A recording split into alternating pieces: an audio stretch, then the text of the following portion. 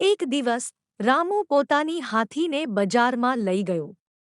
એક સરકારી અધિકારીને રામુને જોઈને પૂછ્યું, તમારો હાથી શું કરી શકે છે? રામુએ મુસ્કુરાતા ઉત્તર આપ્યો, સાહેબ, મારો હાથી ઘણું કરી શકે છે। તે ગાના ગાઈ શકે છે, નૃત્ય કરી શકે છે અને ભાષણ પણ આપી શકે છે।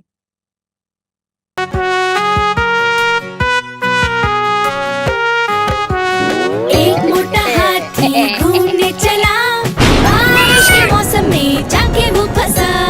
बादल को देखा, देख के डरा। અને સરકારી અધિકારીએ રામુને ઘણા પૈસા આપ્યા।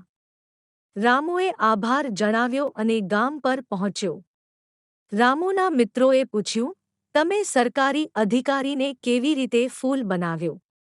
રામુએ હસીને કહ્યું, ધોકો નથી, હું તેમને બસ હાથીનો અસલી ગાયક બતાવ્યો છું। અમારો હાથી તો બસ ખાલી વાતો કરતો હતો।